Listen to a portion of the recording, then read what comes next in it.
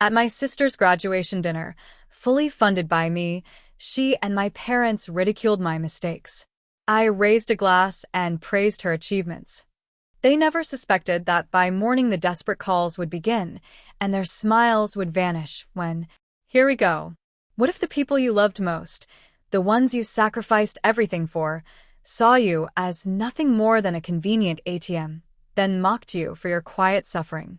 What if you decided, in one single, chilling moment, that it was time to burn their meticulously constructed world to the ground? The San Francisco skyline glittered, a diamond necklace around the neck of a city that never slept. Up here, on the rooftop bar I'd emptied my savings to rent, the air was thick with the clinking of champagne glasses and the kind of forced laughter that only happens at expensive parties. It should have been a celebration for my sister, Brooke, but for me, Sarah, it was another stark reminder of the invisible weight I carried. Brooke stood bathed in the sunset's glow, her perfect manicure catching the light as she raised her champagne glass. "I just want to thank everyone for coming tonight," she gushed, her voice carrying across the crowd, "especially my amazing parents who made all this possible." I took a long, bitter sip of my drink, letting its harsh burn match my mood. For years I'd spent funding Brooke's dream life, while living in a studio so small, my bed practically touched my oven.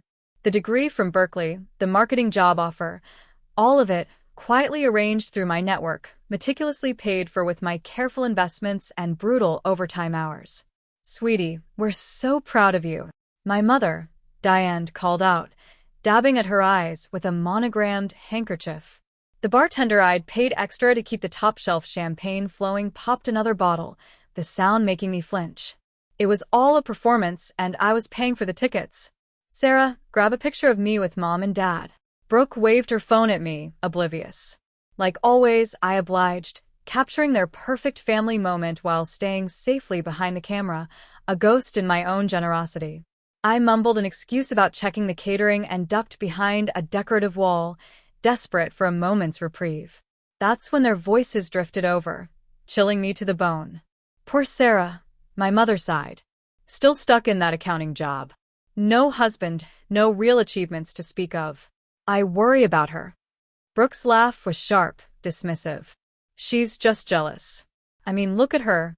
She couldn't even afford a new dress for tonight." My father's dismissive grunt cemented their judgment. Well, at least one daughter made something of herself.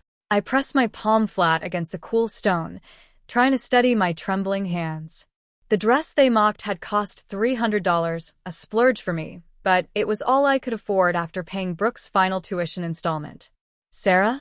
Chloe, my best friend, touched my arm gently, making me jump. "You okay?" I straightened up, smoothing my supposedly cheap dress. "Just peachy," I lied, my voice tight. "I heard them," Chloe said softly, her eyes full of concern. "You don't have to keep doing this." "Actually," I said, a strange, cold calm settling over me like frost. "I think I'm done." I walked back to the party, intercepting a waiter for a fresh glass of champagne. Brooke was holding court with her college friends, showing off the designer watch I'd given her as a graduation gift. "Everyone," I clinked my glass, drawing attention. "I'd like to make a toast to my sister." Brooke beamed, camera phones rising. "To Brooke," I said, my voice clear and steady, "who worked so hard for everything she has, who never took anything for granted, who absolutely deserves every single thing coming to her." Brooke bounced over to hug me, her expensive perfume choking. "Ah, Sarah, that's so sweet." My mother wiped away another tear. My father nodded approvingly, probably relieved I'd kept it short. None of them noticed my hands shaking. None of them saw the knowing concern in Chloe's eyes. None of them saw me slip away to the bathroom, pull out my phone, and send a single text. "It's time. Let's begin." Chloe's reply came instantly. "Are you sure?" I stared at my reflection in the bathroom mirror. The woman looking back wasn't the doormat they'd walked over for years. She wasn't the ATM they'd taken for granted. She wasn't the sad, lonely failure they mocked behind decorative walls. "Absolutely sure," I typed back. "Execute everything exactly as planned." I returned to the party, accepting another glass of champagne. Might as well enjoy what I'd paid for. Brooke was taking selfies against the sunset, our parents proudly watching their golden child. Chloe appeared at my side. You know what? I smiled, real warmth flooding through me for the first time that evening. I actually am. Because this is the last time I'll ever have to pretend. To new beginnings, Chloe whispered, clinking her glass against mine. To calmer, I replied softly. Across the rooftop, Brooke laughed at something on her phone, probably checking her social media likes. She had no idea her carefully curated world was about to implode. None of them did. I'd spent years being the family backbone, the silent supporter, the endless resource. Tomorrow, they'd learn exactly what happens when a doormat decides to stand up. I raised my glass one final time, a private toast to myself. The sun dipped below the horizon, painting the sky blood red. Perfect timing. The first call came at 7:43 a.m.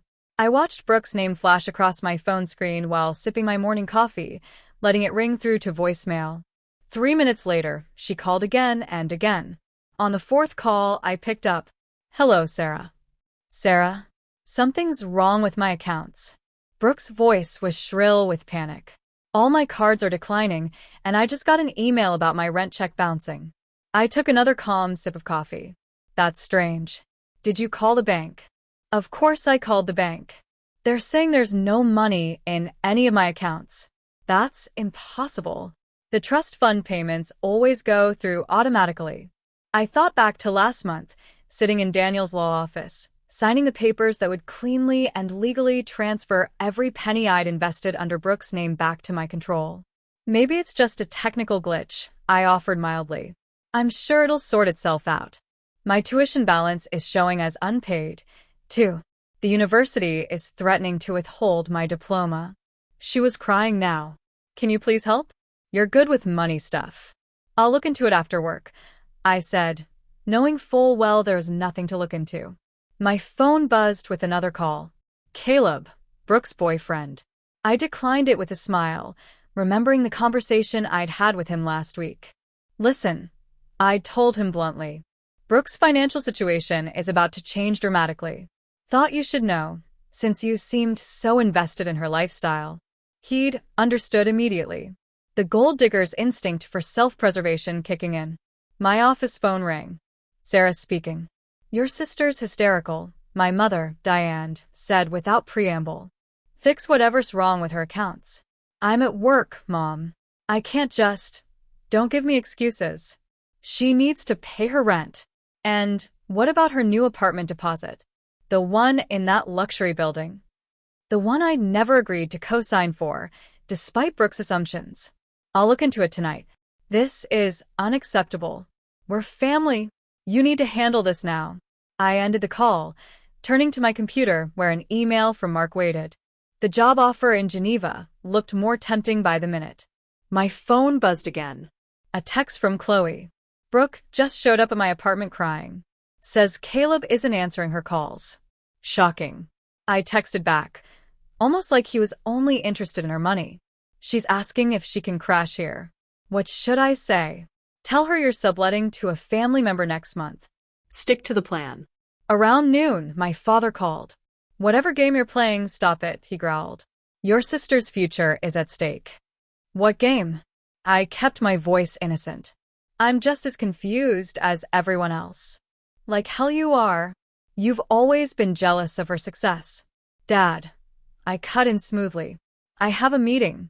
We can discuss this at the family dinner on Thursday. I hung up before he could respond, turning back to my spreadsheet, the one documenting every dollar I'd ever given them, every investment I'd made in Brooke's name, every sacrifice that had built their comfortable illusion. By 3 p.m., Brooke was desperate enough to show up at my office. Please, she begged, mascara streaking her cheeks. I need money for food. Caleb's not answering. My cards are all dead, and Mom and Dad say they can't help. Of course, they couldn't. Their own comfortable lifestyle depended entirely on my regular gifts. That's terrible, I said, not looking up from my computer. Have you considered getting a job? She stared at me like I'd suggested she sell a kidney. A job? But the trust fund. What trust fund? I finally met her eyes. The one Mom and Dad told you about. They said you handled all that. Did I? I tilted my head. Did I ever actually say that? Color drained from her face as years of assumptions began to crumble. Sarah, what did you do? Me? I smiled. The same smile I'd worn at her party. I didn't do anything. I just stopped doing everything. She backed away from my desk, shaking her head. You'll regret this. When Mom and Dad find out. Find out what? I asked, my voice calm, almost sweet. That the money they thought came from a family trust was actually from their supposedly unsuccessful daughter? That their perfect little world was built on my sacrifices. I turned back to my computer. Should be an interesting conversation. The door slammed behind her. My phone lit up with a text from Daniel. All transfers complete. Everything's ironclad. I looked at the Geneva job offer again, then clicked accept. The game was on, and I had all the receipts. The Marshall Family Crisis Management meeting was held at my parents' house, the one I'd been quietly paying the property taxes on for 3 years. I arrived exactly on time, parking my sensible Honda next to Brooke's now repossessed BMW. This is ridiculous. My mother paced the living room, phone pressed to her ear. I've been a valued customer for 20 years. I demand to speak to your supervisor. My dad sat slumped in his armchair, staring at a stack of bounced check notices. Brooke huddled on the couch, wearing yesterday's clothes and looking shell-shocked. The bank says there's nothing wrong with their systems. Mom announced, hanging up. Sarah, you need to call them. Use your financial expertise or whatever. I already looked into it, I said, settling into a chair. Everything seems to be in order, legally speaking. In order? Brooke's voice cracked. I am about to be evicted. My credit score is ruined. Caleb won't even answer my text. Have you considered getting a roommate? I suggested. Or moving somewhere more affordable? More affordable? Mom looked scandalized. She can't live in some cramped apartment like. She caught herself, but I finished for her. Like me in my sad little studio. The one I could afford after paying for her degree. Silence fell heavy across the room. Dad's head snapped up. What exactly are you implying? He demanded. My phone buzzed. A text from Mark. Paperwork's ready for Geneva. Need your signature by Friday. I'm not implying anything, I said, tucking my phone away. I'm just suggesting Brooke might need to adjust her lifestyle. This is all your fault. Brooke suddenly shrieked. You did something to my accounts. You're punishing me because you're jealous. Jealous? I laughed, the sound sharp enough to make them flinch. Of what? Your carefully curated Instagram life? Your fake job credentials? Your gold digger boyfriend who disappeared the moment the money dried up?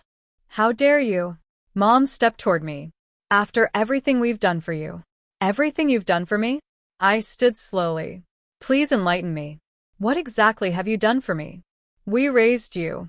We supported you. Did you? Or did I support all of you? I pulled out my tablet, opening a folder labeled Family Expenses. Should we go through it year by year, dollar by dollar? Put that away. Dad ordered, but his voice wavered. Make me understand. I continued, my voice steady. Help me see how I'm the ungrateful one when I've been funding this entire family's lifestyle for years. That's not true. Brooke jumped up. The trust fund. Show me the trust fund paperwork, I challenged. Show me one document that proves it exists. More silence, more shifting glances. I've called a family meeting for Thursday, I announced. A proper one, with full financial disclosure. I suggest you all attend. Or what? Mom's voice was dangerous. Or you can continue trying to access accounts that no longer exist, calling banks that can't help you, and pretending this isn't happening. I headed for the door. Your choice. Wait. Brooke called out. What about my rent? What am I supposed to do? I paused at the doorway. You know, I asked myself that same question 4 years ago when I was working 3 jobs to pay your tuition. Funny how no one cared about my housing situation. My phone buzzed again. Chloe, this time. Emergency. Brooke is trying to access those backup accounts you mentioned during your night 2 years ago. I smiled, remembering those accounts, the empty ones I'd set up as decoys, knowing this day would come. One more thing, I turned back. Don't bother trying to access any other accounts you might remember me mentioning. Those funds have been reallocated. You can't do this to us. Mom cried.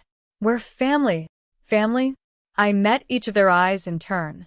Funny how that word only matters when you need something from me. I walked out, closing the door on their protests. In my car, I pulled up the Geneva job offer again. VP of Investment Strategy, starting in 2 months. A fresh start. An ocean away from their manipulation. My phone rang. Mark again. Hey, the moving company you asked about can handle international relocations. Want me to set up a consultation? Yes, I said, starting my car. And Mark, thank you for everything. You're doing the right thing, he said quietly. They needed this wake-up call. I drove home to my small studio, thinking about Thursday's meeting, about the spreadsheets I'd prepared, the documents I'd gathered, the truth I'd finally expose. Let them panic for 2 more days. Let them scramble and scheme and try to access empty accounts. The real shock was yet to come. Brooke ambushed me outside my apartment the morning before the family meeting. She looked terrible. Unwashed hair, dark circles under her eyes, wearing the same designer clothes from days ago. We need to talk, she said, pushing past me into my studio. Please come in, I muttered, closing the door. She paced my small living space, taking in the IKEA furniture and bare walls. Is this really how you live? Some of us can't afford West Elm when we're paying someone else's BMW payments, she spun to face me. I know what you're doing. You're trying to punish me because you're bitter about your own failures. I poured myself coffee, not offering her any. Failures like my 6-figure investment portfolio, my perfect credit score, my new job offer. I sip my coffee. VP position in Geneva. Starting salary is triple what I make now. She sank onto my futon. You're leaving? Turns out when you're not supporting an entire family, you can actually focus on your own career. But you can't leave. Her voice cracked. What about Mom and Dad? What about me? What about you? I set my mug down hard. What about when I needed help? When I worked overtime until I got ulcers? When I lived on ramen to pay your sorority dues? I never asked for that. No, you just took and took and took. And mocked me behind my back at parties I paid for. Her face went white. You heard that. I hear everything, Brooke. I see everything. I've documented everything. Is that what tomorrow's meeting is about? You're going to humiliate us. I'm going to tell the truth for once. She stood, switching tactics. Her voice went soft, pleading. Sarah, please. We can fix this. I'll get a job. I'll pay you back. With what skills? I cut in. Your fake marketing experience? Those padded resumes I found on your laptop? You went through my laptop? No. Caleb sent me copies. Amazing what people will share when the money dries up. She crumpled, tears starting. Why are you being so cruel? Cruel? I laughed. Was it cruel when Mom called me a disappointment at Christmas? When Dad said I was wasting my potential? When you told your friends I was just jealous of your success? That was different. We were just, what? Just destroying my self-worth? Just using me as your personal bank? Just treating me like garbage while I sacrificed everything for you? My phone buzzed. Chloe, your mom's trying to access your old accounts at Pacific Bank. I smiled. Tell me, how's Mom doing with her desperate bank calls? Brooke's eyes narrowed. You're enjoying this. Maybe I am. Maybe after years of being your doormat, I finally learned to stand up. By destroying our lives? No. By stopping you from destroying mine. I open my door. See you tomorrow at the meeting. Don't be late. You won't want to miss the PowerPoint presentation. Wait. She grabbed my arm. What about my student loans? They're going to default. I gently removed her hand. Funny thing about those loans, they never existed. I paid your tuition in cash every semester. She staggered back. That's impossible. The trust fund. Say trust fund one more time, I challenged. Keep clinging to that fantasy. My phone buzzed again. Mark, lease signed on your Geneva apartment. Riverview, just like you wanted. Get out, Brooke, I said quietly. Go home. Prepare yourself for tomorrow, because after I'm done, none of you will ever see me as the family ATM again. She left, mascara streaking her cheeks. I watched her walk away, no longer feeling the guilt that used to consume me. My laptop chimed with an email from Daniel. Final documentation prepared for tomorrow. Everything's ironclad. They can't touch your assets. I opened the presentation I'd prepared. Slides of bank statements, transfer records, property tax payments. Years of financial manipulation laid bare in clean corporate formatting. My phone rang. Dad, this time. I let it go to voicemail. Sarah, his message was gruff, desperate. Whatever you're planning tomorrow, think about your mother. Think about your sister. Think about... I deleted it before he could finish. They'd never thought about me after all. Tomorrow, they'd learn exactly what their perfect little world was built on. Tomorrow, they'd face the truth about their golden child's success. Tomorrow, they'd understand exactly what they were losing.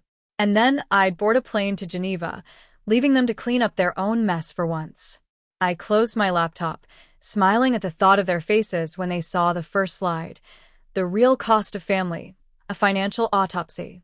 I booked the small conference room at Daniel's law office for the family meeting. Professional, neutral, perfect for a corporate-style takedown. They arrived together, Mom, Dad, and Brooke, looking like they hadn't slept in days. Chloe sat in the corner, ostensibly taking notes, but really there as my witness. Daniel stood by the door, silent and watchful. What's all this? Dad gestured at the projector screen. Why do we need lawyers? Sit down, I said, clicking my laptop to life. We have a lot to cover. The first slide appeared, a simple spreadsheet showing 4 years of transactions. Let's start with Brooke's education. I began, my voice steady. Berkeley tuition, $45,000 per year. Sorority dues, $3,000 per semester. Housing, $2,800 monthly. Personal allowance, $2,000 monthly. We know all this. Mom interrupted. The trust fund. There is no trust fund. I clicked to the next slide. There never was. These are transfers from my personal accounts, routed through shell companies I created to maintain your illusion. Brooke's face went pale. Dad started to stand, but Daniel cleared his throat meaningfully. Moving on to property taxes, I continued. Mom, Dad, your house payments have been coming for me for 3 years, along with your car payments, insurance, and that renovation you insisted was essential. That's not possible, Dad whispered. Your investments were liquidated 2 years ago to cover Brooke's shopping sprees and Caleb's business ventures. Another slide. You gave him $50,000 of what you thought was trust fund money. It was my savings. You're lying, Brooke said, but her voice shook. I placed a stack of folders on the table. Bank statements, transfer records, tax documents, every dollar I'd given this family tracked and documented. Mom reached for a folder with trembling hands. But your job? You couldn't afford. I worked 3 jobs in secret, invested aggressively, lived on nothing while funding your lifestyle. I clicked again. Here's my actual salary history, and here's what I gave away each year. The numbers were staggering, in black and white. Their faces showed the slow, horrible realization. The trust fund story was convenient, wasn't it? I continued. It let you take and take without guilt, without gratitude, without ever questioning where the money really came from. Why? Dad's voice cracked. Why go through all this deception? Because you needed to believe Brooke's success was self-made. That her achievements were her own. That she was better than your other daughter, the sad accountant with no life. Brooke started crying. Mom reached for her automatically. Don't comfort her, I snapped. Look at the screen. Look at what your golden child really is. A fraud, propped up by the daughter you dismissed. We never meant, Mom began, to mock me at the graduation party. I cut in. To call me jealous, bitter, a failure? Let's talk about failure. Next slide. Brooke's falsified resumes, her fake job experience, the internships I arranged through my network that she claimed as her own accomplishments. Stop it, Brooke screamed. Just stop. Why? You never stopped taking, never stopped lying, never stopped pretending you earned any of this. Daniel stepped forward, placing another document on the table. This is Miss Marshall's resignation from all financial responsibilities regarding her family. Effective immediately. Resignation. Dad grabbed the paper. What does that mean? It means I'm done. I closed my laptop. No more money, no more support, no more silent sacrifices. You can't just abandon us. Mom's voice rose hysterically. Watch me. I stood, gathering my things. I start my new job in Geneva next month. Triple my current salary, as I mentioned. But don't worry, I won't be sharing it this time. Geneva? Dad's face went red. You're leaving the country? I've already signed the lease. First time I've spent money on myself in years. Feels good. Chloe stood, joining me at the door. Daniel handed them each a final envelope. Cease and desist orders, he explained professionally. Any attempts to access Miss Marshall's accounts or contact her after today will result in legal action. Sarah, please. Brooke tried one last time. We're family. I Paused at the door, looking back at their shocked faces. No, we're not. We're just people who share DNA and a lot of financial transactions. And as of today, both of those relationships are terminated. I walked out, Chloe beside me, leaving them with their folders full of truth and their world in pieces. You okay? Chloe asked softly. Actually, I smiled. I've never been better. Behind us, I could hear Brooke's sobs, Mom's protests, Dad's angry voice. But for the first time in years, none of it was my problem. I was free. The aftermath hit social media before I even got home from the law office. Brooke's Instagram story came first, a tearful video shot in her car. I need to talk about financial abuse, about how family can manipulate and control you through money. I watched it with Chloe over takeout in my apartment, both of us laughing at the sheer audacity. She's really trying to spin this, Chloe said, reaching for more pad thai. Bold strategy. My phone buzzed constantly with messages from flying monkeys, distant relatives, family friends, even old classmates, all demanding explanations. How could you do this to your sister? One aunt wrote, she's devastated. I typed back, ask her about the $250,000 I spent on her education. The messages stopped after I started responding with specific dollar amounts. Mark called around midnight. Your sister's post is going viral in the worst way. Want me to release those bank records we documented? Not yet, I said. Let her dig the hole deeper. By morning, Brooke had posted a full YouTube video, complete with dramatic music and carefully curated tears. She painted herself as the victim of a jealous older sister's financial manipulation, carefully omitting any mention of actual numbers or dates. I trusted her to manage my trust fund, she sobbed to the camera. I never knew she was using it to control me. Mom joined the circus next, posting long Facebook rants about ungrateful children and family loyalty. Each one carefully crafted to make me look like the villain while preserving their image of upper-middle-class prosperity. Your mother just tried to access your investment account again, Daniel texted. Third attempt today. I forwarded the message to Chloe, who was monitoring the social media fallout. They're getting desperate. Check your email, she replied. Caleb just sent something interesting. I opened my inbox to find a forwarded email chain, screenshots of Brooke begging various friends and acquaintances for loans, making wild promises about repayment once she sorted out this trust fund situation. Should we release these? Chloe asked. Not yet. Wait for it. Right on cue, my father called. I let it ring through to voicemail. Sarah, his voice was gruff with forced control. This social media campaign needs to stop. You're embarrassing the family. If you agree to resume the regular payments, we can forget this whole thing happened. I texted back a screenshot of his bounced country club membership check. The next call was from Brooks University. Apparently, She tried to claim her degree was fully paid for by scholarships. I forwarded them 4 years of tuition receipts from my personal account. Your sister just went live on Instagram, Chloe reported. She's calling you a sociopath. I smiled, opening my laptop. Time to end this. I'd prepared a simple blog post weeks ago, anticipating their reaction. Just facts, figures, and bank statements. No emotional manipulation, no dramatic music, just cold, hard financial reality. A response to recent claims, I titled it, then hit publish. Within hours, the tide turned. Brooke's followers started questioning her story. People did the math on her lifestyle versus her claimed income. Former classmates remembered her bragging about her family money. This is better than Netflix, Mark commented, sending me screenshots of the fallout. Mom called next, her voice shrill with panic. Take down that post immediately. Do you know what this is doing to our reputation?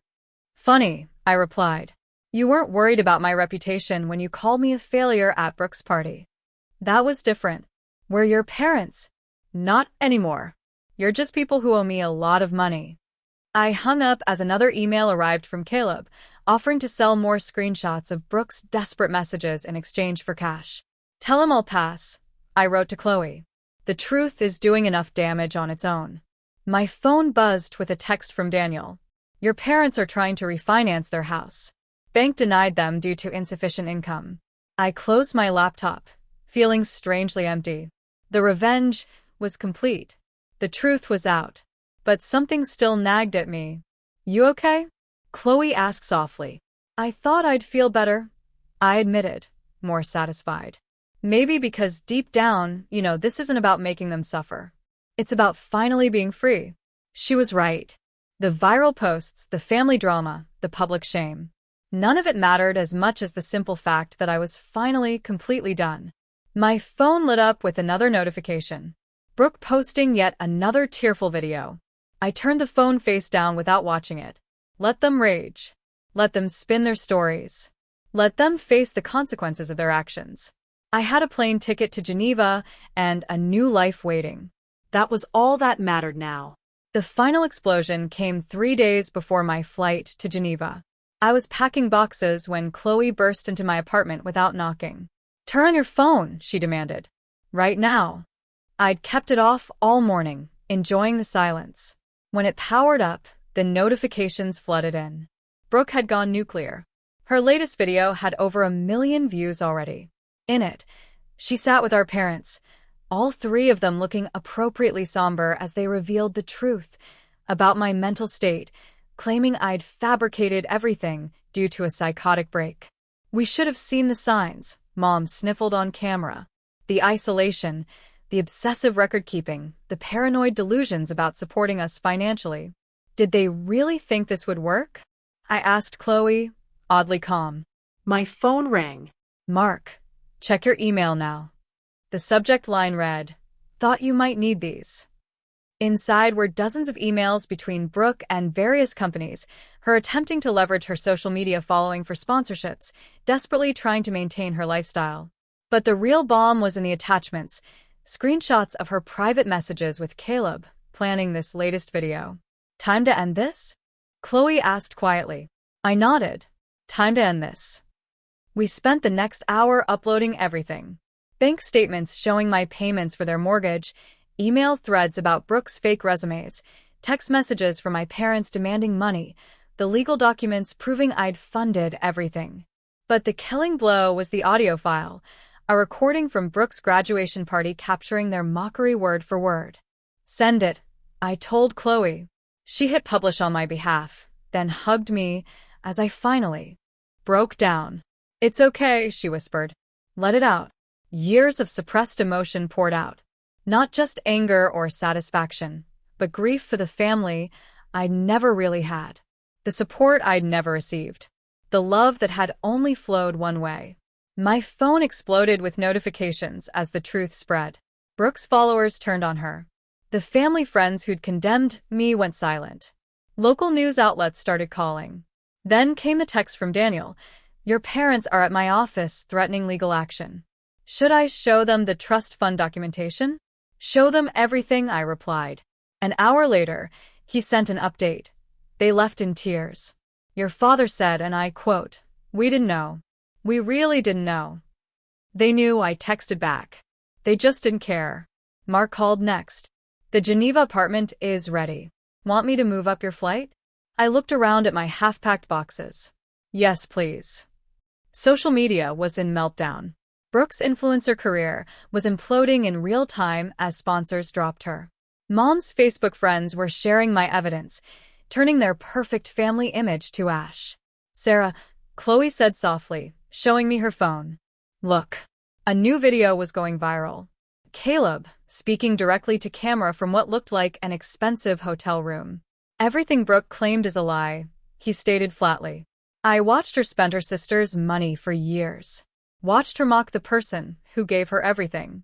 The real victim here isn't Brooke, it's Sarah. My phone buzzed with a text from Brooke. You've ruined everything. I hope you're happy. For the first time, I replied. No, Brooke, you ruined everything. I just stopped paying for it. I blocked her number immediately after. Mom tried next. Please, we can fix this. We're still family. Block. Dad, you've destroyed your mother. How could you? Block. Feel better? Chloe asked. I nodded, surprising myself by actually meaning it. Help me pack. My flight leaves tomorrow night. We spent the evening boxing up my small life, laughing at old photos, sharing memories. Around midnight, Mark stopped by with champagne. To new beginnings, he toasted. To freedom, Chloe added. To the truth, I finished. My phone had one final notification. A message from Daniel. Just so you know, your parents tried to access their home equity line. Bank denied them. Reality is setting in hard. I turn off my phone for the last time in America. Looking around at my packed boxes, my empty apartment, my real friends who'd helped me through everything.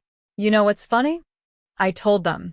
They spent years calling me a failure, but I'm the only one who can actually support myself. Chloe hugged me tight. You're not just supporting yourself anymore. You're thriving. Mark raised his glass again. To Sarah, the most successful marshal of them all. I laughed, feeling lighter than I had in years. Tomorrow, I'd board a plane to my new life, leaving behind the wreckage of their carefully constructed lies. They wanted to play victim? Fine, they could do it without my money, my support, or my silence. I was done being their ATM. I was done being their scapegoat. I was just done. And it felt absolutely perfect. The Geneva winter sunset painted my office in shades of gold as I finished another successful investment meeting. My team filed out, leaving me alone with the view of Lake Geneva sparkling below. My phone buzzed. Chloe's weekly video call. You will not believe what your sister's doing now, she said without preamble. Hit me. She's working as a waitress. Actually working. Your mom's selling her designer bags on consignment, and your dad's interviewing for middle management positions. I smiled, shuffling papers on my desk. Good. They needed to learn. They're still talking about you, you know, but differently now. Your mom actually admitted to her book club that you paid for everything. Probably because she needs their sympathy. Maybe, but it's progress, right? A knock at my door interrupted us. Mark holding a package. Special delivery from Estates. Call you back, I told Chloe. The package was heavy, wrapped in brown paper. Inside was a photo album and a letter in Daniel's handwriting. Thought you should see this.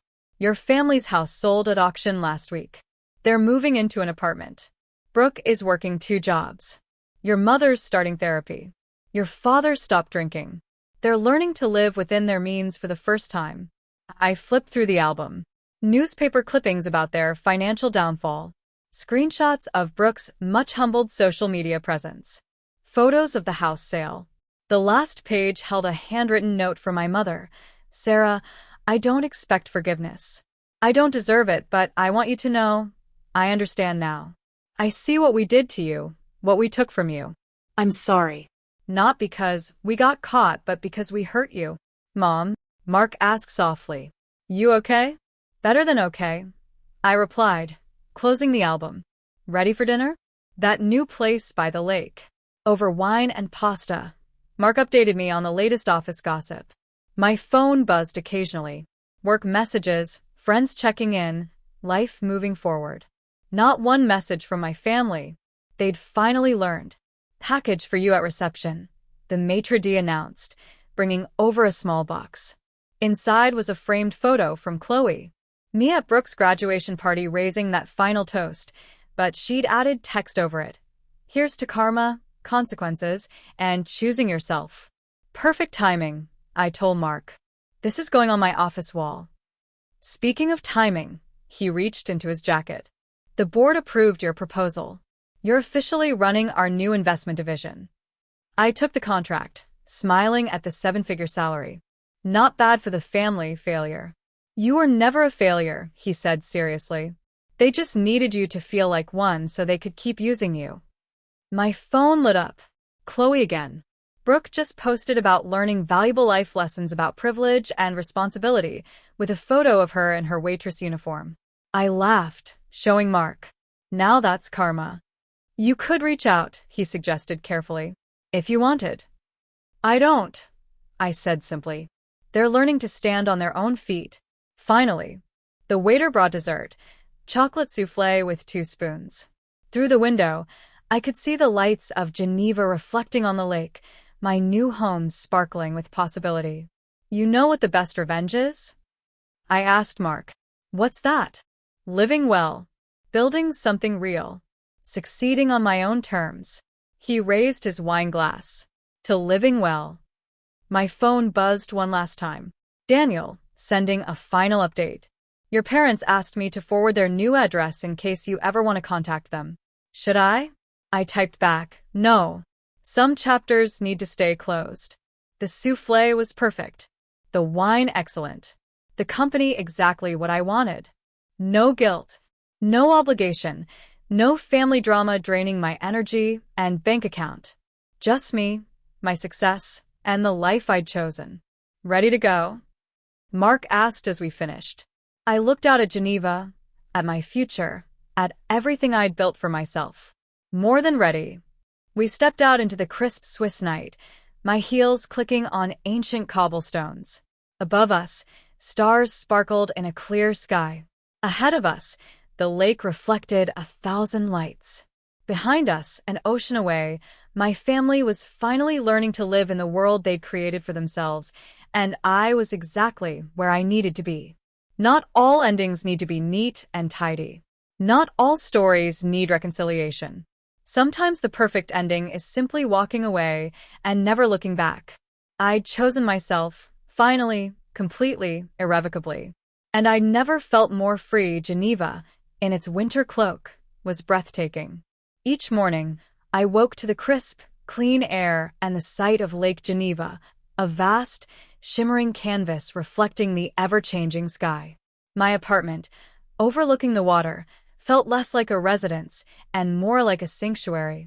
It was minimalist, intentional, every piece of furniture, every book on the shelf, chosen because I truly loved it, not because it filled a void or catered to an image. This was a stark contrast to the life I'd funded for my family, where every object seemed to be a desperate grab at status, a material bandage over gaping insecurities. My new office, high above the city, offered an even grander vista. The investment division I now ran was a beast, demanding every ounce of my focus and intellect. And I gave it willingly. The sheer satisfaction of building something entirely for myself, seeing my strategies come to life and yield real, tangible results, was a reward beyond anything money could buy. There were no hidden agendas here, no subtle manipulations disguised as family obligations. Just clear objectives, hard work, and mutual respect. Mark, my close colleague and now a trusted friend, was an invaluable partner. He saw me, truly saw me, for my capabilities and my character, not through the distorting lens of family history. Chloe, my lifeline from across the Atlantic, continued to be my emotional anchor. Our weekly video calls were a ritual, often over my early morning coffee in Geneva and her late-night wine in the States. Guess what, chica? She'd said one Tuesday, a mischievous grin playing on her lips. Brooke just posted about a new passion project, artisanal organic dog treats. I couldn't help but chuckle. from luxury cars to canine cuisine. The circle of life. Chloe laughed. More like the circle of desperation. Her last sponsor dropped her after that expose on her resume padding. The news of my family's adjustments trickled in through Chloe and Daniel. Brooke was indeed waitressing, 2 jobs to make ends meet. My mother, Diane, was selling her designer handbags, piece by piece, on consignment. It must have been excruciating for her, parting with the symbols of the prosperity she clung to so fiercely. And Dad, bless his stubbornly prideful heart, was reportedly interviewing for entry-level managerial positions, a steep fall from his former, largely imaginary, pedestal. They were learning, slowly and painfully, to live within their means. And me? I felt nothing. Or rather, a profound sense of quiet. Not the quiet of emptiness, but the quiet of peace. There was no vengeful satisfaction, no triumphant glee. Just a calm acceptance that consequences had a way of finding their mark. They were experiencing what I had lived for years, the grinding reality of financial limitations, but without the crushing weight of their expectations. My initial anger had cooled into a steady, protective resolve. I wished them no ill, but I wished them no access to my life either. Several months into my new life, a letter arrived. It was thicker than usual, with a familiar, looping handwriting on the envelope. My mother's. My heart, which I thought had grown impervious, gave a small, unwelcome lurch. I set it on my polished wooden desk, staring at it for a full hour before I finally slid it open. It wasn't a demand for money. It wasn't a plea for reconciliation. It was a rambling, almost childlike apology. Diane spoke of sleepless nights, of finally seeing the truth through the wreckage of their lives. She mentioned her therapy, a group she'd joined for women whose adult children had cut them off. "The therapist says I need to accept my part in this, Sarah," she'd written, her penmanship wavering. "She says I enabled Brooke and I dismissed you. Because it was easier. Because it made me feel better about myself." There was a mention of Dad having stopped drinking, of Brooke starting night classes. "We're trying, Sarah. We really are."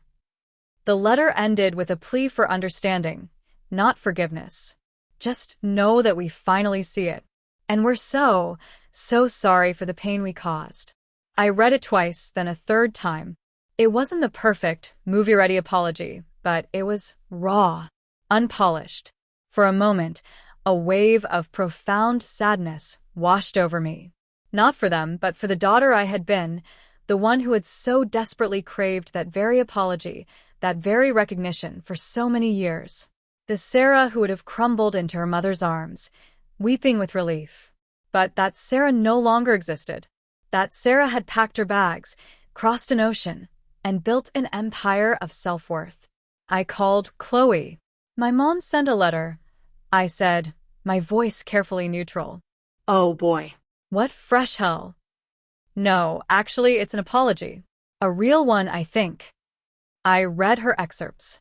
Chloe was quiet for a moment. Wow. I actually believe she means it. It's not asking for anything.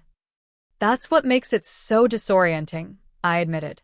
After all this time, all the battles, for it to just arrive. I don't know what to do with it. "You don't have to do anything with it, Sarah," Chloe said gently. "It's for her.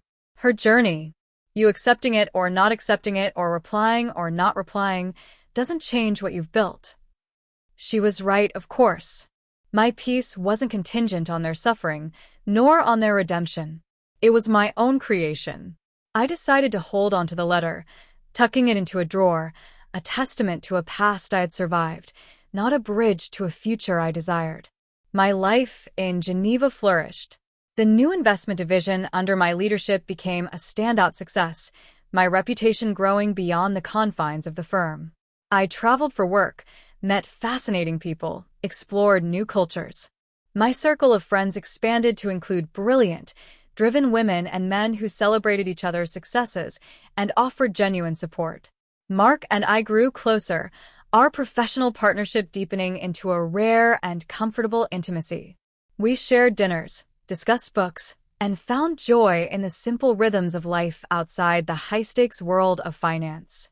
It wasn't romantic, not yet, but it was a bond built on trust, respect, and an unspoken understanding of ambition and solitude.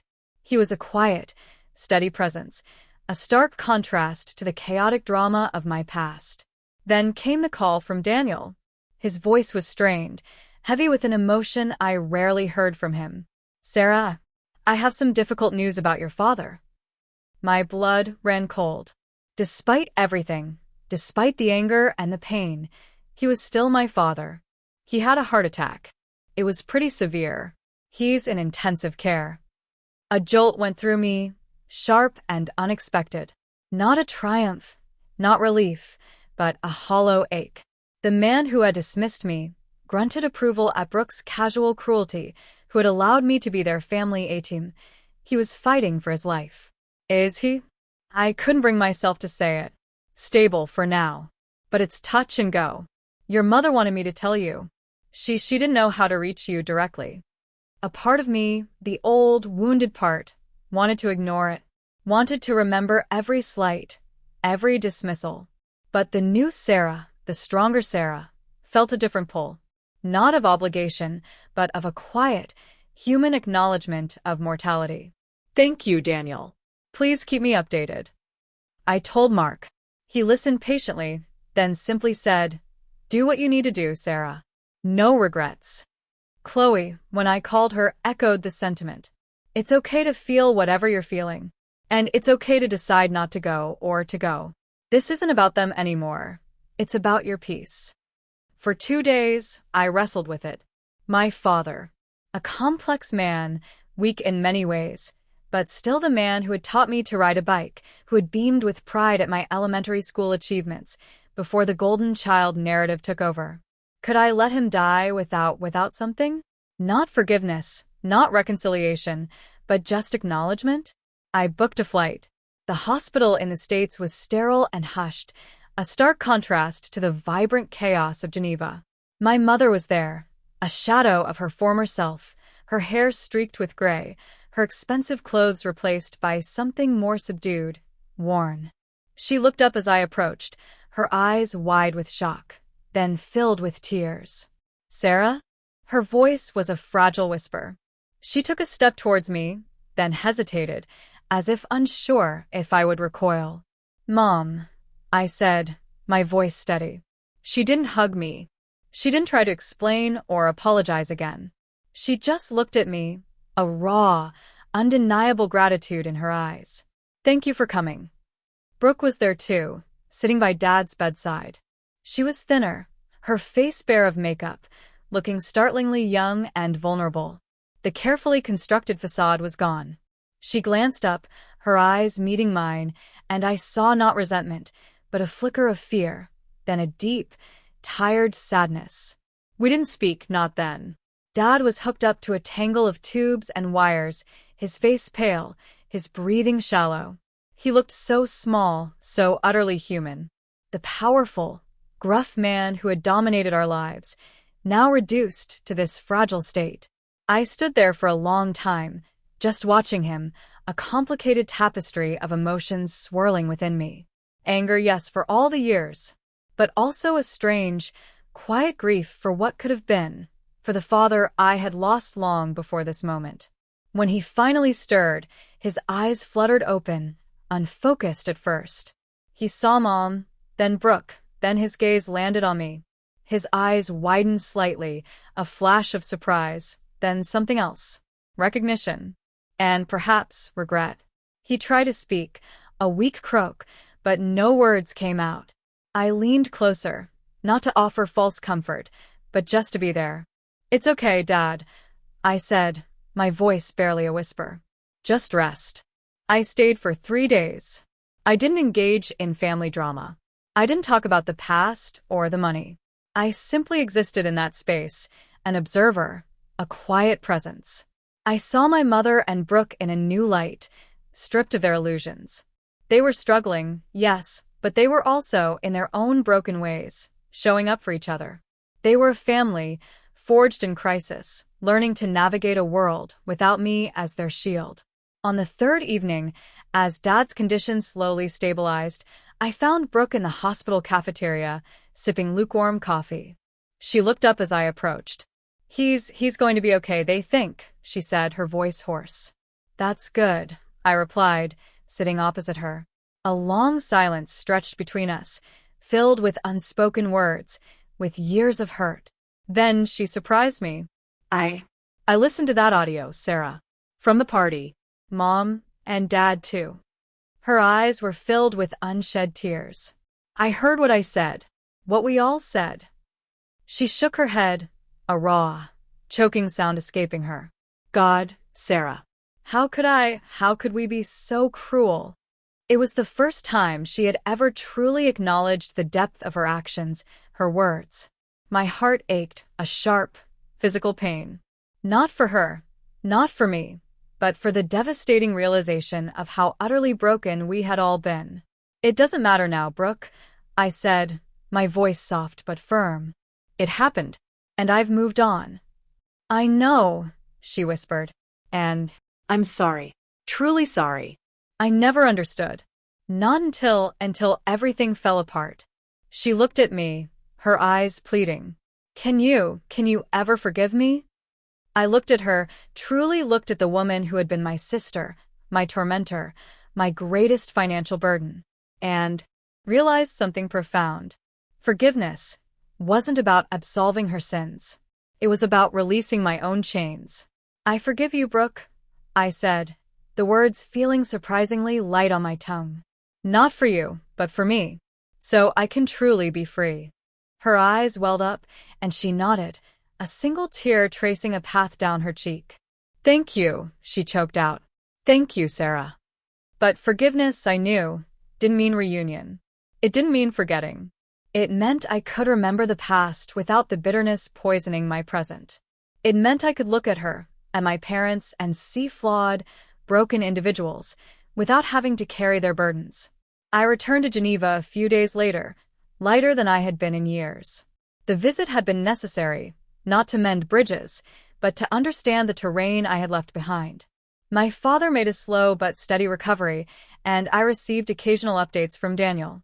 My mother's letters continued, more reflective now, less apologetic, more about her own journey of self-discovery. Brooke occasionally sent a text, a picture of a dog treat, a brief update on her night classes, no longer expecting a response, just sharing a small piece of her new, simpler life. I sometimes replied with a thumbs-up emoji, a silent acknowledgement that she was still on my radar, but firmly outside my sphere of emotional investment. My relationship with Mark deepened. We found ourselves leaning on each other, sharing vulnerabilities that went beyond professional ambition. One evening, as the Geneva lights glittered below, we sat on my balcony, a comfortable silence stretching between us. You know, he said, looking out at the city, I think I understand why you chose Geneva. It's not just the job, is it? I smiled. It's the distance. The ability to build something truly new without the shadow of the old. He turned to me, his hand gently covering mine. You've built something incredible, Sarah. Not just here, but within yourself. His eyes were kind, steady, full of a quiet admiration that filled a space I hadn't known was empty. It was then that I realized love could be quiet, respectful, and free of obligation. It could be a partnership of equals, not a draining demand. A year later, I stood on the balcony of my new, larger apartment, a real home, this time, with space for a life I was now building with Mark. We were celebrating my promotion to Global Head of Investment Strategy, a role that put me at the very pinnacle of my career. Chloe was visiting, her eyes sparkling with pride as she looked around my beautiful home. Remember that sad little studio? She teased. Remember the ramen? I laughed. Feels like another lifetime. My phone buzzed. It was an email from Daniel. The subject line read, Family update, for your information. I opened it. My parents had sold their house.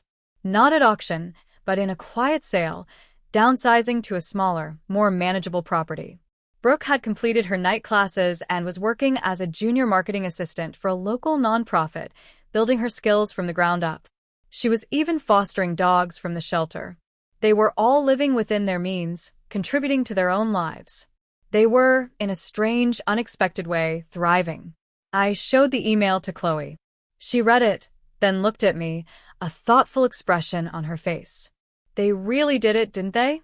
They finally learned. Yeah, I said, a faint smile on my lips. They learned. Mark joined us, a bottle of champagne in his hand. He put an arm around me, his presence solid and comforting. To the global head of investment strategy, he toasted, clinking his glass against mine and Chloe's.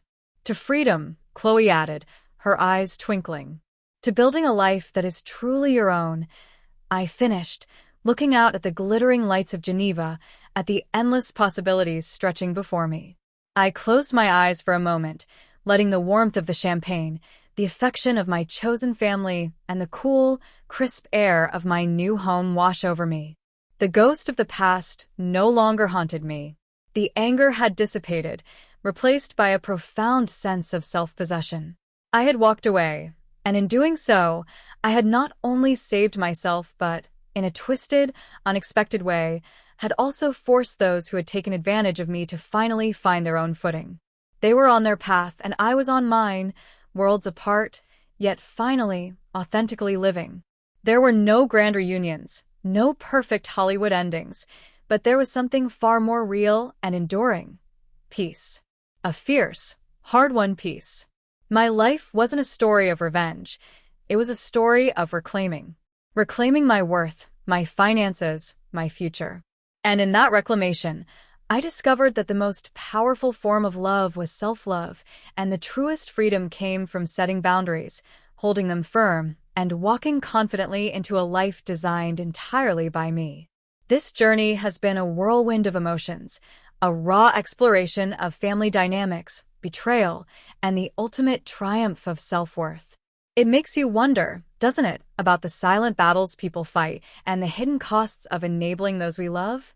What part of this story resonated most with you? Have you ever had to cut ties or redefine your relationship with family to protect your own peace? Share your thoughts and experiences in the comments below. I'm here and I'm listening.